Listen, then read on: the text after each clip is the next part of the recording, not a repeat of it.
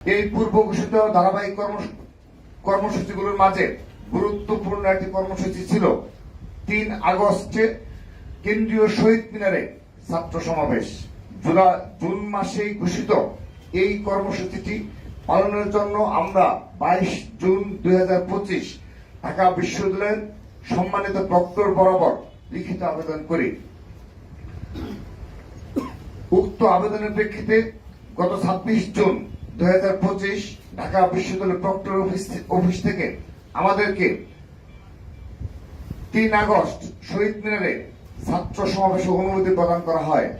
তবে আমাদের কর্মসূচি ঘোষণার কয়েকদিনের মাঝে জাতীয় নাগরিক পার্টি এনসিপিও একই দিনে একই স্থানে সমাবেশ করার কথা আমরা প্রথমে গণমাধ্যম মারফত অবগত হই। পরবর্তীতে এনসিপি নেতৃবৃন্দ ব্যক্তিগতভাবে বারবার আমাদের সাথে এই বিষয়ে যোগাযোগ করে সমাবেশের স্থান পরিবর্তনের অনুরোধ জানান। এই বিষয়ে আমাদের সিনিয়র নেতৃবৃন্দের সাথেও তারা যোগাযোগ করেন। এ ধরনের একটি কর্মসূচি ঘোষণার পর সকল প্রস্তুতি সম্পূর্ণ করার পর কর্মসূচিটি ভিন্ন কোন স্থানে সরিয়ে নেওয়া খুবই বিব্রতকর ও কষ্টসাধ্য একটি কাজ। কর্মদিবসে আমাদের কর্মসূচির কারণে যে কোনো জনভোগান্তি তৈরি না হয় সমাবেশটি শহীদ মিনারে করতে চাওয়ার এটিও ছিল একটি অন্যতম প্রধান কারণ। তাছাড়া আমরা যেহেতু কর্মসূচিটি প্রথমে ঘোষণা করি এবং যথাযথ কর্তৃপক্ষের অনুমতিও লাভ করি, তাই উক্ত স্থানে সমাবেশ করার আমরা একমাত্র বৈধ দাবিদার।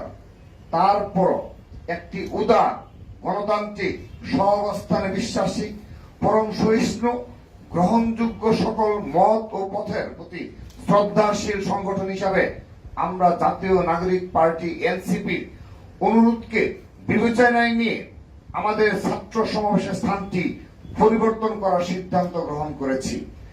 আমাদের ৩ আগস্টের সমাবেশটি সেদিন শহীদ মিনারের পরিবর্তে শাহবাগে অনুষ্ঠিত হবে বলে বাংলাদেশ জাতীয়তাবাদী ছাত্রদল সিদ্ধান্ত গ্রহণ করেছে।